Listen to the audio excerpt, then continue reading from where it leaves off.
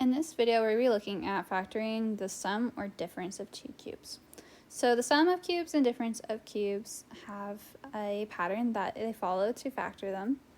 For the sum of cubes, it can be factored as a plus b times a squared minus ab plus b squared. And then for the difference of cubes, it is a minus b times a squared plus ab plus b squared. So we see they both look the same. They both have a and b to start out with. That is what's being cubed. And they have this a squared, ab, and b squared.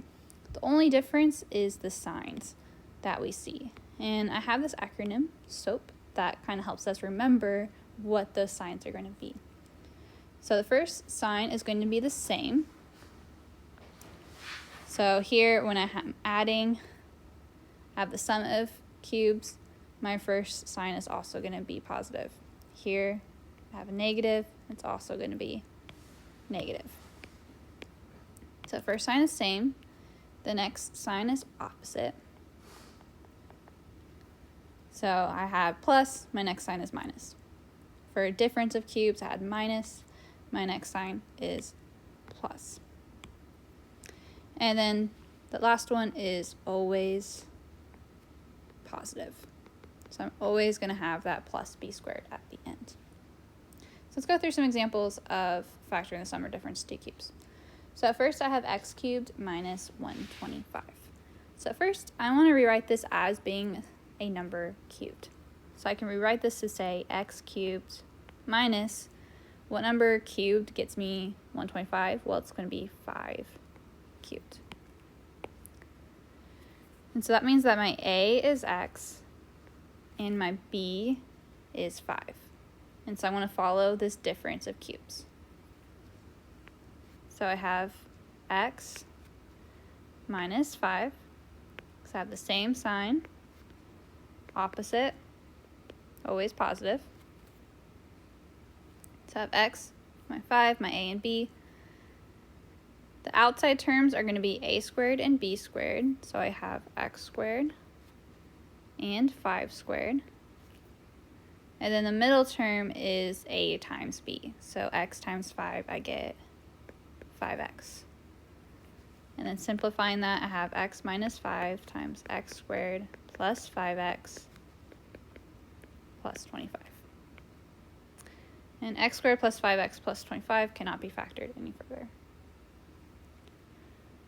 Okay, let's look at number 2. So number 2, I have 27x cubed plus 1. So first, I want to write that as a number cubed. For this 27x cubed, I know x cubed gets me x cubed. But what number cubed gets me 27? Well, that's going to be 3. So this is the same thing as 3x cubed plus 1 cubed.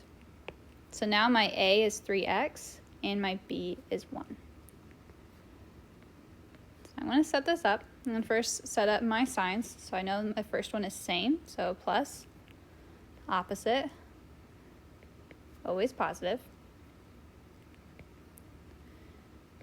I'm going to put my a and b term here, so I have 3x and 1.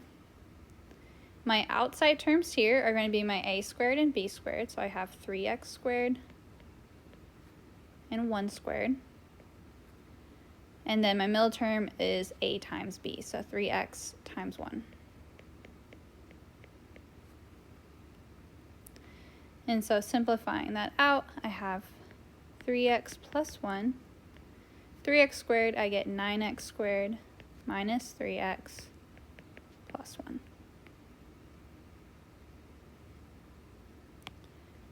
Okay, let's look at one more. Here I have 16x to the 5th plus 54x squared. Here I actually have a GCF in the beginning, so I'm going to go ahead and factor that out first. With 1654, the biggest number that goes into both is 2. And then x to the 5th, x squared, I have x squared. And so when I factor that out, I end up with 8x cubed plus 27. Now in here, I have a sum of cubes. And to see that, I can rewrite 8x cubed as actually being 2x raised to the 3rd power, because 2 cubed gets me 8. And then 3 cubed gets me that 27. So now my a here is 2x, and my b is 3.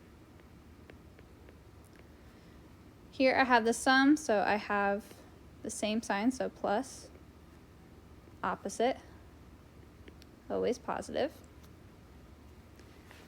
First write my a and b, so my a is 2x, my b is 3.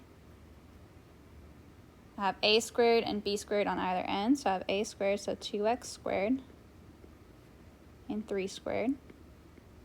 And then I have a times b, so I have 2x times 3.